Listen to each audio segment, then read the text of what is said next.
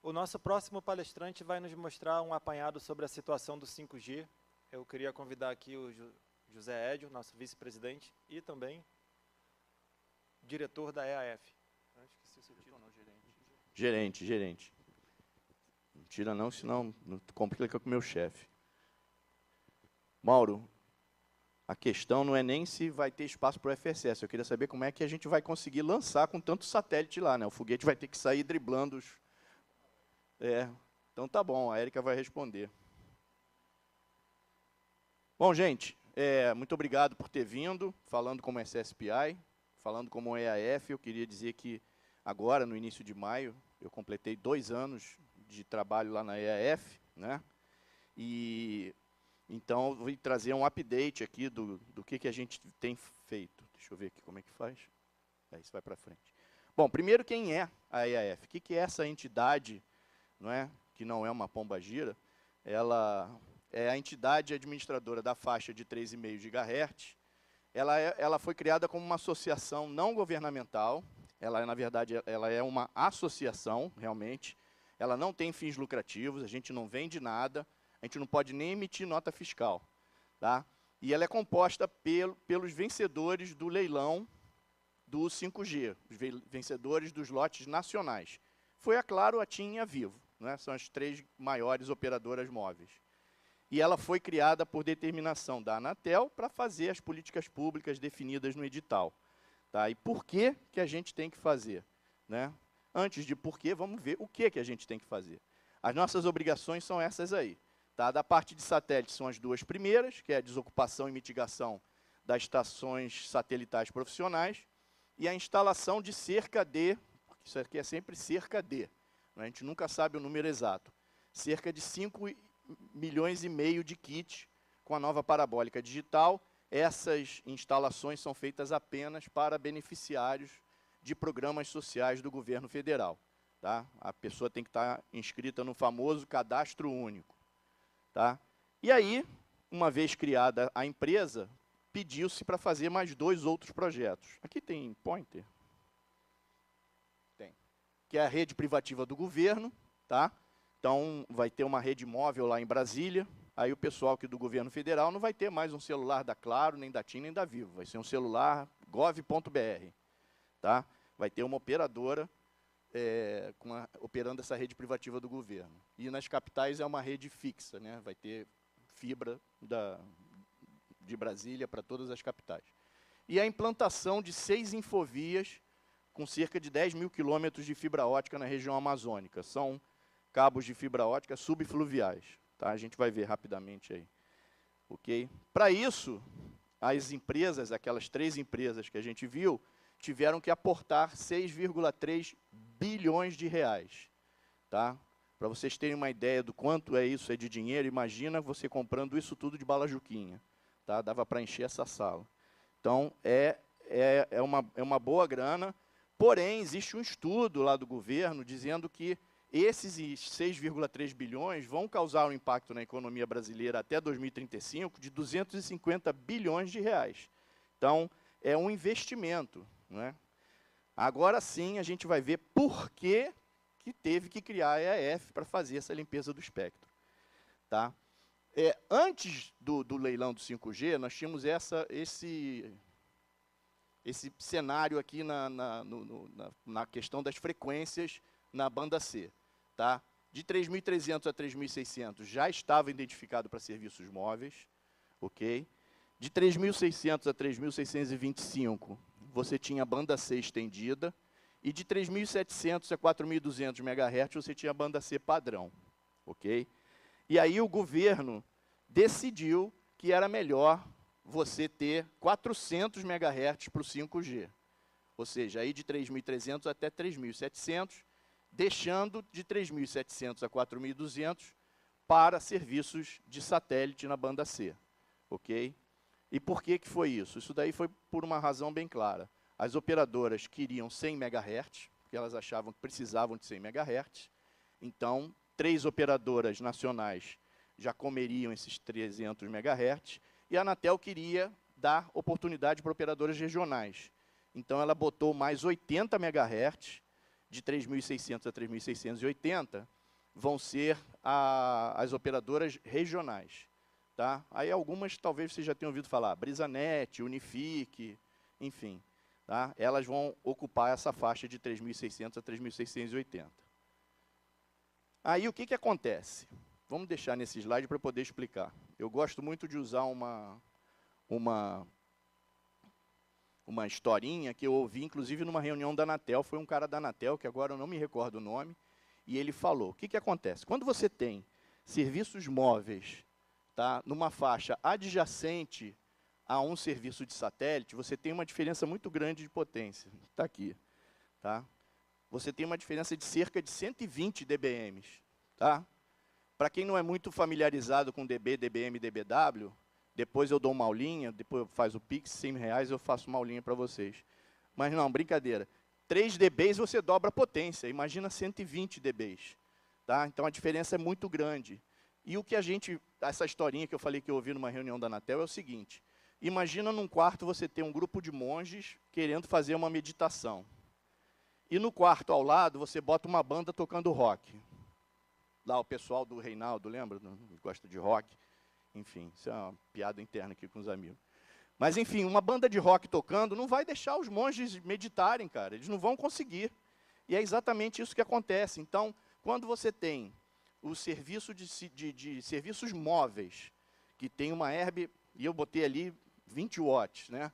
A Anatel vai fazer um teste com uma Herb aí da Huawei, que é de 350 watts. Olha só a brincadeira.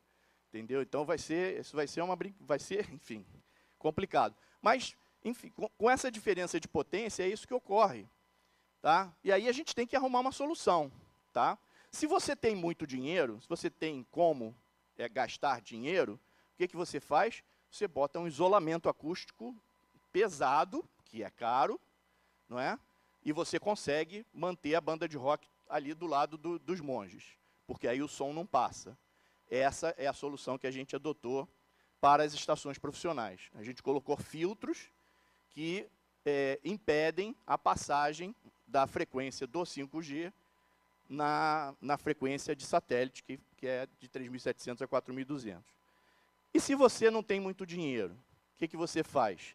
Aí você pega aqueles monges que estão ali do quarto do lado, leva lá para o final do corredor, bem longe da banda de rock, que aí o som não vai chegar lá.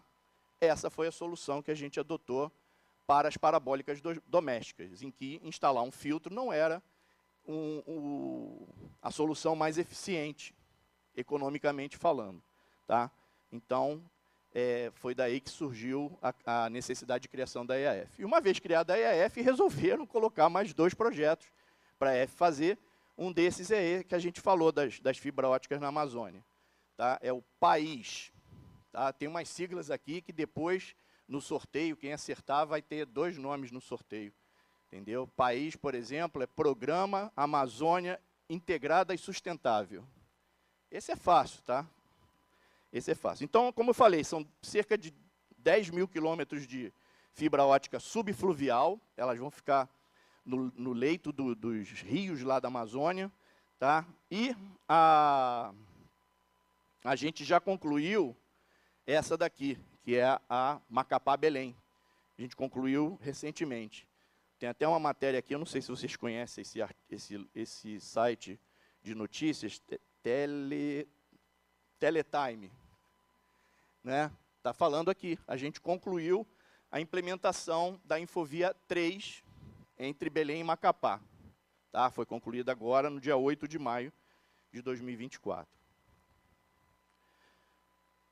E aqui eu queria esclarecer, para poder o pessoal todo entender como que é feito para a gente liberar um município para a implantação do 5G. Tá? Primeiro critério que a gente tem que fazer é desocupação. Vocês lembram que a gente tinha uma faixazinha de 3.625 a 3.700, que era usada para serviços satelitais. E a Anatel resolveu colocar as operadoras regionais ali, então a gente teve que ser feito o quê? Toda operadora de satélite que tinha cliente que utilizava uma dessas frequências, teve que passar para uma frequência distinta acima de 3.700. Ok? a gente tinha que fazer a mitigação preventiva nas estações cadastradas naquele município.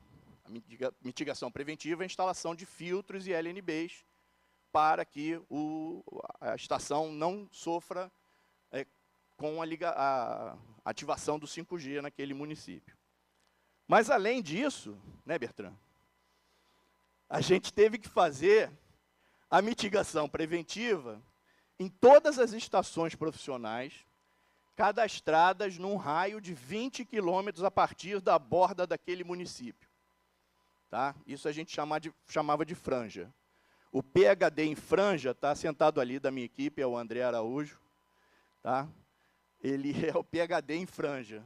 Ele que fez todos os nossos mapas aí da EF, que eu vou mostrar daqui a pouco. Então, a gente tinha que fazer isso tudo. E a gente tinha que iniciar a instalação das parabólicas de banda KU, a migração, não é? Como eu falei, a EAF tem a obrigação de fazer essa instalação da parabólica de banda KU para beneficiários do programa do governo federal. Programas sociais. Tudo isso feito, aí a EAF, numa reunião mensal do grupo GAISP, até eu às vezes me enrolo. Vamos lá. GAISP, Grupo de Acompanhamento da Implantação de Sistemas de Proteção contra Interferência. Não é isso, Felipe? É isso. O Felipe também é da minha equipe, está aí. Tá. Ele é que falou que chegou no aeroporto, viu tudo quanto é carioca de luva, touca, casaco de pele, 22 graus, para paulista, né, o pessoal, eles trabalham em São Paulo, isso é moleza. Mas, enfim, então, a gente tem que levar isso na reunião do GAISP, mostrar que a gente já cumpriu com todos os critérios, e aí o GAISP aprova ou não esse pedido da EAF. No GAISP, a gente mostra um mapa parecido com esse. Mostrava, né, que agora, enfim, vocês vão ver por quê, eu não vou dar spoiler. O que acontece? Eu quero liberar esses municípios em amarelo. Okay? Então, eu tinha que mostrar que todas as estações profissionais foram mitigadas. São aquelas estações que estão com verdinho claro. Tá? Então, dentro desses municípios, todas as FSS foram mitigadas. Além disso, aquela parte ali, que eu não sei, é cor de burro quando foge, não sei, é bronze, laranja, cenoura, não sei. Bom dia, Valdo. Tudo bom? É o que a gente chama de franja. Ali você está contando 20 quilômetros a partir da borda daqueles municípios externos, é óbvio, né? Porque você só conta os municípios externos, porque se dos municípios externos está feito, o dos que estão para dentro aqui, né, é óbvio que já está também contando. Tá? E aí a gente mostrava relatórios com esse, por exemplo, nesse caso aqui, a gente estava querendo liberar esses municípios, Areias, Cachoeira Paulista, Canas, Cruzeiro, Cunha, Lavrinhas, Lorena, Piquete, Queluz, São José do Barreiros e Silveiras. Tá? E aí a gente tinha que mostrar que a gente já tinha feito aquilo tudo ali. Aí, uma coisa que é interessante é o seguinte, eu estou mostrando aqui quais são as obrigações das operadoras de serviços móveis, claro, TIM Vivo. Essas são as obrigações que a Anatel passou para eles. Se vocês olharem, nós estamos em maio de 2024, não é? Então, até julho de 2024, final de julho, né, já início de agosto, vocês podem ver que a única obrigação que as operadoras têm é de ativar 5G nas capitais. Elas, se quisessem, teriam apenas ativado nas capitais. Tá? Só em julho de 2025 é que elas passam a ter obrigação, é diferente de ativar, mas é obrigação, tá? De ativar em municípios com população de 500 mil habitantes. Tá? E assim por diante. Tá? Você vê que, então, a obrigação deles atenderem todos os municípios do Brasil só lá em 2029. Ok? Mas as obrigações da EF são diferentes. A gente tinha que fazer a liberação, obedecer todos aqueles critérios, né, que a gente viu, tinha que fazer a liberação das capitais e o Distrito Federais até 30 de junho, que, na verdade, foi prorrogado pelo GAISP, devido a problemas de importação dos filtros e LNBs e de equipamentos e tudo. Então, ele foi prorrogado até 30 de outubro, e, na verdade, acho que, se não me engano, não sei se alguém de cabeça, vamos ver se alguém da minha equipe lembra, acho que foi 10 de outubro, acho que foram as últimas capitais a serem liberadas. Não é? O André falou que é mais ou menos por aí. Também ele vai desmentir o chefe na frente de todo mundo? Não vai, né? Enfim. Mas a gente conseguiu liberar dentro do prazo, e aí a partir daí, a coisa engrenou e a gente começou a não só cumprir esse prazo, como adiantar. Vocês vão ver que a gente já está bem adiantado, tá? Então, aí a gente, 500 mil habitantes até que 1º de janeiro, 200 mil habitantes até 30 de junho, e assim por diante, né? Aí, quando começou 200 mil habitantes, também tinha que fazer 25% dos municípios com menos de 30 mil habitantes. Mas essa questão da franja, né, de você ter que fazer também a parte da mitigação, da franja e tudo, ajudou a gente a adiantar o trabalho. Tá? Aí aqui eu botei aproximadamente 5,1, mas é 5 milhões e 100, 5 milhões e 500, né? Como se fala na Albânia, who knows? E aproximadamente 20 mil FSS que são elegíveis. Isso aqui é como está o status atual da mitigação e desocupação. Tá? As duas foram totalmente concluídas, mitigação preventiva, nós vamos falar sobre isso também. Tá? E a gente teve 19.293 mitigações feitas, tá? E aí a gente já discutiu isso lá no grupo de trabalho e tal. Aqui também conta aquelas que a gente entrou em contato e o cara falou, não, essa antena não está mais ativa. Tá? A gente conta como uma mitigação feita, porque a gente foi lá e descobriu que a antena não estava mais ativa e, portanto, não precisava de filtro. Tá? E aí, nos municípios em azul escuro, são todos os municípios que a gente atuou, e os em amarelo a gente não atuou porque não tinha nenhuma estação profissional cadastrada naquele município. Tá? Isso também foi um trabalho que a gente teve que ver qual era o município que tinha estação e tudo. E desocupação é a mesma coisa. Os em azul era onde tinha estação a ser desocupada, em amarelo é onde não tinha. Tá? E aí aqui eu quero fazer uma menção, na parte de desocupação, de que muitas operadoras, por conta própria, por iniciativa própria, começaram a fazer a desocupação antes mesmo da EF ser criada. Então, agradeço, né, por ter facilitado um pouco o nosso trabalho. E aqui, notem, aqui a grafia. Esses são os municípios com 5G liberados. Tá? A gente tem 3.898, hoje, já liberados, obedecendo a todos os critérios, aprovado pelo GAISP. Semana que vem tem uma reunião do GAISP, e a gente vai pedir a liberação de mais 236 em maio. Com isso, eu tenho em verdinho aqui todos os municípios que já estão liberados. Vocês veem que alguns, o próprio estado, aqui está mostrando o status de cada estado. Então, tem vários estados que eles já tiveram todos os municípios do seu estado liberados. E, em maio, agora, havendo a aprovação do GAISP para essas 236, Paraíba, Rondônia e Tocantins também vão ter todos os seus estados liberados, são os que estão em amarelinho aqui. Mais uma vez, mapa, graças ao seu André Araújo. Olha a diferença. Liberado, 3.898. Ativados, 452. Tá? Por quê? Porque a gente viu. A operadora só tem obrigação de ativar nas capitais e o Distrito Federal. Isso dá 27 municípios. Né? São as 26 capitais e mais o Distrito Federal.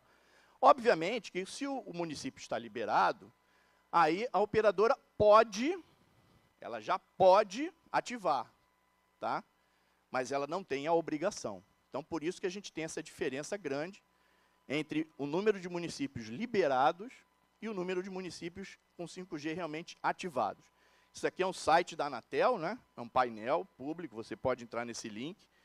Tá? Você entra nesse link aqui, eu apontando para a televisão ali. Você entra nesse link e você vê aonde que tem, você seleciona a frequência, bota lá 3.500 MHz e você vê onde é que está, onde é que tem, inclusive da posição das herbes e tudo. Isso é, enfim, é público, feito através do licenciamento das herbes na Anatel. Como é que a gente faz a questão também da instalação do TVRO? Bom, para começar, a EAF teve a obrigação de criar um centro de atendimento, né, um call center. Nosso call center fica em Olinda, tá? E ele atende todos os beneficiários que querem fazer o agendamento da instalação da sua parabólica de banda KU. Aqui eu trouxe alguns números rápidos, né? Foram quase 2.500.000 interações no mês de abril. Tá? Ali embaixo tem as estatísticas também, quantos são voz, o tempo médio de espera, etc. E aqui o que eu queria destacar é o seguinte, a gente lá no call center... Pô, já dei um spoiler ali. No call center a gente tem um grupo de pessoas que são surdas. Édio, surdo no call center? É porque a gente também atende por e-mail e o WhatsApp. Então, a gente tem uma sala, é muito interessante, eu já estive lá, você entra na sala, aquele silêncio, né? Porque call center aquele barulho, todo mundo no telefone o tempo todo, né, falando. E lá, a gente, nesse departamento, que emprega apenas pessoas surdas, foi, inclusive, chamado de Praça de Libras. Que aí você entra lá e está aquele silêncio, porque o pessoal está atendendo o chat, está atendendo o WhatsApp, está atendendo o e-mail. Né? E eu acho que isso é uma coisa muito bacana, que a nossa gerente, que está aqui no meio, a Ana Paula, ela agitou lá com o pessoal do call center para a gente ter esse tipo de atendimento. E aqui o número de instalações. Vocês veem que eles vêm crescendo, as instalações. A gente já tem 2.740.000 no Dia das Mães, dia 12 de maio, foi quando a gente fez esse recorte. Hoje já está quase 2.760, né, Felipe? Por aí. Mas, enfim, a gente está instalando cerca de 9 a 10 mil por dia, ok? E na frente aqui a gente vai mostrar alguns outros números. E desses aqui vocês podem ver, do Nordeste, a grande maioria no Nordeste, né? Porque é onde tem mais beneficiários do cadastro único e é onde a infraestrutura de TV ainda, às vezes, mais para o interior, né, deixa a desejar. O pessoal criou essa cultura de assistir televisão por satélite. Vocês veem que o Sul é onde tem menos. Né? A TV terrestre lá tem um alcance muito bom, porque é muito plana a área lá do Sul e tal. Aqui a gente bota alguns videozinhos mostrando algumas dificuldades encontradas pelos nossos instaladores. Não é? Por exemplo, esse aqui foi um instalador que chegou tarde. Acho que a onça comeu o beneficiário lá, porque ela está com a barriga cheia. Aí eles estavam lá perguntando se eles sabiam como é que chegava na casa do beneficiário. Tá. O outro aqui é para mostrar como é que é feito na Amazônia. Né? Na Amazônia, cara, os rios são estradas. Então, o pessoal tem lá a antena parabólica lá, vocês vão ver, ó, a parabólica de banda C, viu? Então, é assim, eles têm que ir com esse barquinho aí, que é chamado de voadora, né? Vocês podem ver os equipamentos ali, né? A antena e o resto dos equipamentos, e aqui. E aqui, às vezes, eles também chegam em pontos que eles têm que tirar o barco do rio e passar por causa de corredeira. Aí eles têm que botar o barco lá na frente, ele tem que levar na mão, para botar lá na frente. A gente achou interessante ver as dificuldades, né, desse nosso Brasil imenso para fazer a instalação de um serviço que, como sendo um serviço de satélite, ele chega em qualquer lugar do Brasil. E aqui os nossos recordes, né, segundo o nosso chefe Antônio Parrini, podem não ser recordes mundiais, mas são recordes olímpicos, pelo menos. Tá? Instalações por mês a gente conseguiu fazer em abril 271.000. Instalações por dia, também em abril, dia 24 de abril, 12.000. Instalações por estado, o estado que mais instalou até agora é o Ceará. De novo, esses números são dia 12 de maio, tá? Ceará e Bahia, eles ficam ali brigando, né, pau a pau. O município que mais instalou foi Feira de Santana, na Bahia. E, como a gente viu, o total de instalações, 2.740.735. Queria falar também o seguinte, todos os equipamentos que a gente compra são testados, e a pessoa que coordena está ali, ó, a Bruna. Pensou que ia escapar, né, Bruna? Eu ia falar de você. Então, a gente contratou esses laboratórios, Beta Telecom e Engitelco para antena, Inatel faz receptor LNBF, LNB e filtro também, e o ITEM faz o teste dos cabos. Tá? Então, todos eles são feitos, esses testes, não só antes da gente fazer uma RFP, ou melhor, quando a gente faz uma RFP, antes da gente realmente comprar do fornecedor, a gente testa, mas também cada entrega que o fornecedor faz, a gente separa algumas amostras para testar, para ver se o cara não entregou uma golden sample, que a gente chama, né? Uma amostra lá que funciona, e depois, na hora de entregar, pessoal, tem lugar aqui na frente, hein? Se na hora de entregar ele não está realmente, ele está entregando outras coisas. Isso aqui está me lembrando da escola técnica. Cadê o Luiz? A escola técnica, os meninos sentavam tudo lá atrás. Só na aula de português é que os meninos sentavam na frente. Porque a professora era uma morena de olhos azuis, chamada Beatriz. Tá? Até hoje eu sonho com ela, mas, enfim. Mas é assim, ninguém queria sentar na frente, né? Mas tem lugar aqui, não precisa ficar em pé, não. Tá? Aí os laboratórios, eles fazem todos esses testes. Aqui a gente botou os testes principais, mas cada equipamento tem uma tabela de especificações, né, comprida lá. Né? Então, para as antenas, enfim, o que a gente testa é isso aqui. Depois a apresentação vai estar lá no site. Tá? Aqui tem umas fotos até da câmera de teste lá de antena, bem interessante. E a quantidade, a gente já testou aí 1.778 amostras, a gente teve uma ajuda grande do pessoal da Anatel também para desenvolver o setup de teste de alguns equipamentos. Tá? E aí a gente vê que realmente antena e receptor é o que a gente testa mais, porque é um por instalação, então é o que entrega mais. Cabo, por exemplo, a gente recebe em rolo de 100 metros. E cada rolo a gente faz 5 instalações com 100 metros. Então, é o que é mais testado mesmo, antena e receptor. Os próximos passos, já estamos chegando aqui no final, nos próximos passos é o seguinte, nesse ritmo atual, a gente deve instalar entre 2.600.000 a 3 milhões de kits esse ano. Tá? Totalizando por volta de 4 milhões a 4 milhões e meio de kits desde o início. Até dezembro, a gente deve começar a instalar a TV RO, essa parabólica de banda KU, em todos os municípios do Brasil. E a gente fazendo isso, como a gente já completou a parte de mitigação no Brasil inteiro, a gente com isso vai pedir a liberação de todos esses municípios em dezembro, né? Nessa progressão que a gente vê aqui. Tá? Ou seja, maio, a expectativa é ter 4.134, junho acumula passando para 4.302, até chegar nos 5.570. Do FSS, a gente concluiu a mitigação preventiva.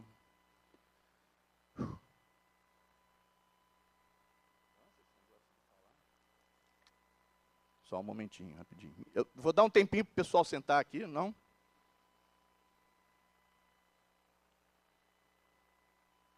A gente concluiu a mitigação preventiva.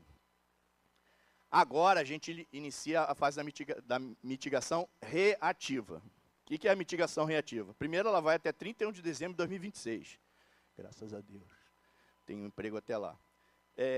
Durante esse período, o que acontece? Qualquer entidade, qualquer empresa de satélite, não é, que sofra interferência, pode falar. Na verdade, a diretriz diz que ela deve ser reportada para a EAF. Qualquer interferência deve ser reportada para a EAF, para a gente verificar se é interferência do 5G ou não. Isso é o que a diretriz diz, André. Tá? Aí, a gente tem no site, tem uma maneira de você acessar um formulário e tudo. Mas, né, para você receber o suporte da EAF, o que acontece? A antena precisa estar cadastrada. Isso é um requisito mundial. Qualquer entidade que queira pedir proteção contra interferência, ela tem que estar com a sua estação cadastrada no órgão competente nacional. No caso aqui, o cadastro é da Anatel. Então, se a antena não estiver cadastrada, eu não vou nem olhar, tá? Porque ela tem que estar cadastrada. Outra coisa, ela precisa ter alguma proteção contra a interferência. Tá? Se não foi a AF que instalou o filtro, porque a entidade não era elegível, não estava cadastrada, ou na época certa, etc., ele precisa ter feito por conta própria. Tá? Então, ela tem que estar cadastrada, ela tem que ter algum tipo de proteção. Tá? E aí, com isso, a gente vai tentar ajudar a verificar a causa da interferência e aí vamos passar para a entidade e falar, olha, você vai ter que, esse seu filtro que você instalou não é bom, ou você vai ter que botar outro, enfim, a gente vai dizer qual é a solução para que essa interferência acabe. Inclusive, a gente pode coordenar com as operadoras e dizer, olha, tem uma herb aqui que ela não está correta, você vai ter que diminuir a potência dela, enfim, tem toda essa questão. Interferência é uma coisa complicada da gente descobrir, né? Mas uma coisa positiva, até agora, todas as situações reportadas para a gente não eram problemas do equipamento instalado pela EAF. 100% das estações com equipamento instalado pela EAF, não, falei errado, peraí. 0% das estações com equipamento instalado pela EAF sofreram problemas de interferência. A gente não teve nenhuma interferência em lugares que a gente instalou e fez a instalação do filtro e do LNB. Até agora, pelo menos. E aí, uma das questões que a diretriz diz é que a gente precisa ter um sistema. Hoje, a gente utiliza o SAP, Sistema Avançado de Planilhas. Tá? Então, agora a gente vai passar, a gente está nos finalmente de desenvolver esse sistema. Ele já tem até um protótipo funcionando, em que você vai preencher um formulário. Quando você preencher esse formulário, já vai haver uma automação que verifica se a antena está cadastrada, verifica se ela foi mitigada ou não, até porque no formulário você diz se você fez a mitigação ou não. E uma coisa que a gente vai fazer, a gente vai pedir ajuda dos operadores de satélite que estão aqui. Por quê? Já teve caso que a gente verificou que o problema da interferência do camarada era um simples ajuste de polarização. Entendeu? Ele estava recebendo a interferência do transponder que estava na contrapolar. Então, com um pequeno ajuste de polarização, resolveu o problema da interferência dele. Tá? Então, a gente pretende fazer esse meio campo com as operadoras de satélite para ser a primeira coisa que checa. A mesma coisa que você entra no pronto-socorro, né, não importa com o que você esteja, sempre vem uma enfermeira, né, medir a tua pressão, bota aquele negócio no dedinho para medir a oxigenação, enfim. É a mesma coisa, a gente vai pedir qualquer entidade que esteja com problema de interferência, que verifique com a sua operadora se não é uma interferência no satélite, se o sistema dele está bem ajustado, entendeu? Aí, depois disso, a gente, se continua o problema, verificou-se que é uma interferência local, terrestre, a gente verifica, tenta ajudar um pouquinho mais. Tá? E, como eu falei, em breve vai estar disponível lá nesse site. Já existe um formulário, hoje ele apenas manda um e-mail para a gente e a gente acompanha pelas planilhas. Mas em breve tudo isso vai estar automatizado. E é isso. Tá? Queria saber se vocês têm alguma dúvida, algumas perguntas. Perguntas? Tem uma pergunta, tem microfone para pergunta?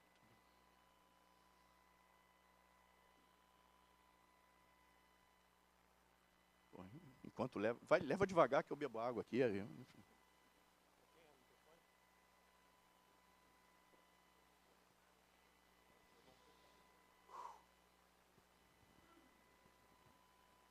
Ed, eu soube que vocês estão tendo problemas com a ativação de receptores. Infelizmente a gente tem alguns problemas, sim. Tá? Esses receptores, eles são... A TV é gratuita, tá? Tem até uma frase que a Globo gosta de falar, que é gratuita hoje, gratuita sempre, mas eles precisam ter uma ativação feita, tem um sistema de acesso condicional. Tá? E a gente realmente tem tido alguns problemas sérios com com a ativação desses receptores, de uma interação lá entre a operadora do TVRO, que está no satélite de 70 graus oeste, né, e os provedores de acesso condicional. Mas eu tenho certeza que isso tudo a gente vai resolver, né, mas realmente vem afetando bastante a ativação desses receptores, ultimamente, pelo menos. Tá? Mas tenho certeza que o pessoal que está aqui, que é desse provedor, que vai fazer um trabalho bom para poder a gente não parar de ter esses problemas de ativação. Mais alguma pergunta? Vai ter uma provinha no final, hein? Então a hora de tirar dúvida é agora. Sobre essa questão que você colocou, realmente a gente como Abrasat, a gente está tentando, a gente também tem um grupo de trabalho com os fabricantes de receptores, né? E eles nos procuraram justamente buscando força para poder melhorar, né, toda a questão das ativações e do serviço. Porque você está falando apenas do ponto de vista EAF. Na verdade, existe todo um outro mundo fora da EAF, né, enorme. Né? Já estão aí, sei lá, 8 milhões, não sei, aí o pessoal da Claro pode dizer. E isso aí, como você bem colocou, Ed, essa questão do acesso condicional, ela complica bastante todo o sistema, né? Porque você coloca software lá, já viu, né? Tem que ter compatibilidade, 100% de compatibilidade. Então, a gente vem como Abrasat, a gente vem tentando ajudar no sentido de melhorar a comunicação entre esses elos, né? O elo dos fabricantes com o elo do provedor do uplink, que é a Claro. Então, a gente está tendo encontros. O pessoal da Claro está aí, o Chuvacina pode até falar um pouquinho. Saiu? Ah, está lá ele, ó. E a gente tem feito encontros mensais, a gente, inclusive, sentiu falta de uma coisa que seria básica, né? Mas como da maneira que foi feito, não existia, que é um acordo operacional. Quem é responsável pelo quê? Porque a Claro tem uma responsabilidade limitada à parte dela, né? A Claro não é a dona dos receptores, né? É até diferente da EAF, que você também não é dono do receptor, mas você pelo menos instala né, e depois tem um período de garantia lá que o cara liga para você e depois ele vai ligar para o fabricante. Então, qualquer problema estoura na mão do fabricante do receptor. É o saque dele que fica entupido de chamada. Então, a gente já conscientizou o pessoal da Claro, eles estão trabalhando juntos, a gente está buscando aí definir um acordo onde define claramente a matriz de responsabilidade de cada entidade, de cada player, né, que tem um papel nessa cadeia de valor, né, para poder mitigar esse tipo de problema e melhorar o serviço como um todo no futuro. Então, não sei se o Chuvacina quer falar alguma coisa aí, mas...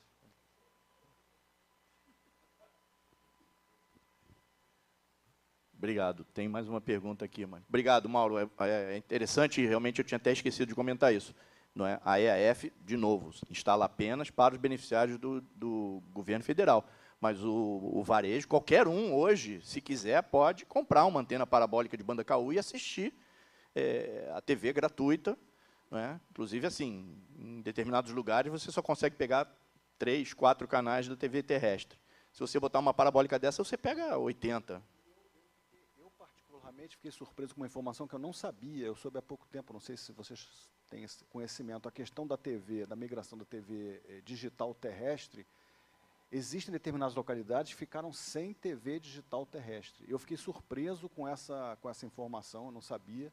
Então, hoje, essas localidades, com o fim da parabólica em banda C, elas vão necessitar realmente da parabólica em banda KU funcionando plenamente, porque vai ser a única maneira de receber televisão nessas localidades.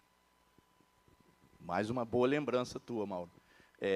Veio um pedido da ABERT, são 1.000 e poucas localidades, e dessas a gente já atendeu todas elas, exceto 315 que vão entrar em julho. Aliás, bom, a de junho também, junho e julho, perdão. Tem uma quantidade em junho, tá, que eu não me recordo exatamente quantas, mas tem, que está programada para junho, e as últimas 315... a gente vai começar a fazer a instalação da parabólica de banda KU em julho.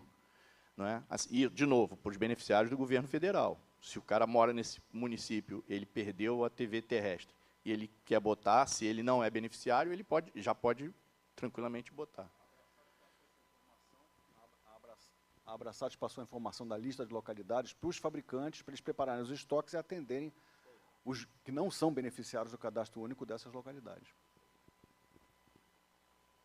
Valdo. Obrigado, Edio. Para começar, parabéns aí, sua apresentação foi bem bacana. E é legal ver o seu entusiasmo com o trabalho, Edio. A gente já conviveu antes em outros, você foi diretor da Spamar. Eu nunca vi você tão animado com o trabalho. A equipe é boa e o trabalho não sei se todos aqui têm esse conhecimento, mas existem coisas que acontecem na nossa vida que a gente não entende o porquê, não é? O que acontece? Eu já trabalho nisso há mais de 10 anos, não é? O André está ali, ele também participou de uma boa parte disso, que são as reuniões da Citel, em que o pessoal queria botar serviços móveis ali adjacente à banda C, a gente falava, gente, não pode, pô, vai perturbar lá o TVRO, não sei o quê, tem que ter alguma coisa, enfim. E aí essa coisa chegou. Então, nada como você fazer uma coisa em que você acredita. Tá? O que eu acredito é isso. Confesso, hein? O Bertrand está aqui, não me deixa mentir. Eu era um pouco cético a respeito dos filtros para estações profissionais. E eu fiquei gratamente surpreso com o sucesso. Como eu falei, até agora a gente não teve, e tem lugar que a gente instalou, tem uma Herb, a estação está aqui, a Herb está ali onde está a câmera, entendeu? E não sofre interferência. Tá? E para a banda C, a parabólica doméstica, não tinha outra possibilidade, entendeu? Do que não fosse a migração. Então, acho que parte do entusiasmo vem disso. É uma solução que eu acredito. E, de novo, né, o filtro, eu nem acreditava tanto, estava com medo, e, graças a Deus, deu tudo certo, está funcionando. Nossos fornecedores ajudaram, como eu falei, a Anatel ajudou, os operadores de satélite ajudaram, todo mundo ajudou. É um trabalho colaborativo e eu sempre gostei de trabalho colaborativo. Acho que vem daí o entusiasmo, Valdo. Obrigado. Não, a pergunta que eu tinha é exatamente sobre filtro. Porque desde criancinha, quando a gente trabalhava lá com 10 anos, comecei a trabalhar com satélite, você não pode botar nada na frente do LNB, você vai aumentar a temperatura do sistema de recepção, etc. Quer dizer, essa ideia do filtro na frente do LNB, porque é uma solução menos pior do que você deixar a interferência. Vocês tentaram botar atrás e não deu jeito de jeito nenhum. Sim, e havia uma preocupação grande, né, a respeito da perda de inserção que a gente ia ter. Mas, graças a Deus, os filtros estão sendo de muito boa qualidade, a perda de inserção está abaixo de meio dB. É óbvio que, às vezes, o sistema não está tão bem ajustado, às vezes o instalador, né, não aparafusa lá direito, e aí a perda de inserção vai para 0,8, 1 dB. Né? Mas é isso que tem dado, não tem dado problema. E, assim, a instrução que a gente deu para os instaladores foi, você só pode sair de lá se o sistema estiver funcionando. Teve caso em que a gente instalou, não funcionou, a gente teve que tirar, mandar uma outra equipe um pouco mais especializada, fazer ajuste, para poder o link voltar a funcionar. Ele tinha que funcionar. O instalador só podia sair de lá se, obviamente, o serviço funcionasse. Se ele não funcionasse, ele não podia sair. Nas raras vezes em que aconteceu dele sair, a gente mandou voltar e revisar e corrigir e acertar o problema. Vocês tiveram, em alguns casos, aumentar o diâmetro da antena? Porque o G-Subtec piora quando você bota esse filtro aí, né? Mas teve algum problema disso? Não me lembro de nenhum em que o cara teve que trocar a antena. O que teve foi o seguinte, discussão dos que é antena profissional ou não. Tinha gente que chegava lá com uma antena telada, de uma haste só, e queria que a gente instalasse. O peso do filtro e do LNB, né, porque a gente trocava filtro e LNB, já fazia com que a haste ficasse balançando. Então, a gente conversou com a Anatel, no grupo, levou isso no grupo de trabalho e tal, e falou, antena telada de uma haste só não é antena profissional. Aí teve gente que teve que trocar por causa disso, porque se ele não trocasse a antena, ele não ia ser elegível, porque a gente ia falar que ele não era elegível por não ser uma antena profissional. Obrigado, Hélio.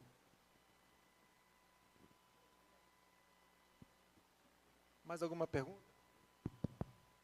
Ok.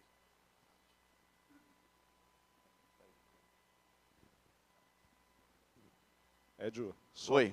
Aproveitando, parabéns pela apresentação de novo. Obrigado. Tem razão que estava ótimo, hein?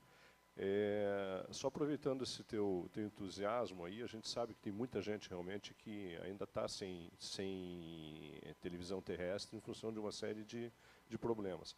E você falou agora da antena telada, ele não é elegível. Como é que... Antena profissional. Se ele tiver antena telada, não. Profissional. Tá. Não, é só porque é um caso... Se for a parabólica... Não, doméstica, a grande maioria é telada. Pois é. Não, doméstica Tá. é doméstica. Não, Antena doméstica. profissional, a gente não pode instalar filtro e LNB. A doméstica, a gente faz a migração. É só para levar para você, em função do teu entusiasmo em atender isso, né? É um caso esporádico, isolado, mas eu não sei quantos milhões tem iguais aí no Brasil, né? Tem um sítio perto de Curitiba, o pessoal ligou e faz parte do Bolsa Família e tal. E mesmo dizendo que a antena estava desinstalada, estava guardada lá para ver, eles não conseguiram de jeito nenhum. Não sei quais são os requisitos. Tá? Isso faz parte da diretriz. A diretriz diz que para ter a antena parabólica instalada, você tem que ser beneficiário de algum programa social do governo federal e, muito importante o ter uma antena parabólica de banda C instalada e funcionando. Por quê? Eu vou te explicar em 2 minutos. O que acontece? Como a gente viu, a EAF foi criada para fazer a liberação do espectro. Então, o que acontece? Quando eu ativo o 5G naquela cidade, eu não posso prejudicar nenhum usuário de banda C. Tá? E quem são os usuários de banda C? Antenas profissionais, eu instalo o filtro LNB. Antenas domésticas, eu faço a migração para a banda KU. Se a pessoa não está assistindo a televisão, se a antena de banda C está desinstalada, está guardada, foi vendida, não está funcionando, ele não é um usuário de banda C. Portanto, a ativação do 5G não vai tirar dele a possibilidade de assistir televisão, porque ele não assistia pela banda C. Entendeu? É por isso. E aí, realmente, é uma diretriz e, infelizmente, a gente é muito rigoroso, porque, no final, a gente vai ter que prestar contas, inclusive, para o TCU. Tá? A gente vai ter que apresentar toda a evidência do que a gente fez, como que a gente fez para a Anatel. A gente está começando esse processo com a mitigação e a desocupação, e, em algum momento, a gente vai ter que fazer isso também para a parte de TVRO. Então, isso é a diretriz, e, realmente, se a antena parabólica não está funcionando, a gente não pode instalar a antena nova de banda KU. Tá? Por enquanto, essa é a diretriz. Pode ser que mude? Pode ser. O que o GAISP falar, a gente faz. Quer dizer, nem tudo, né? Mas tudo bem. Vamos em frente, então, porque se alguém tiver mais alguma pergunta, gente, eu vou estar aí o dia inteiro, tá? Na hora do coffee break, do almoço, eu fico à vontade, agradeço a oportunidade e vamos em frente. Muito obrigado, Edio.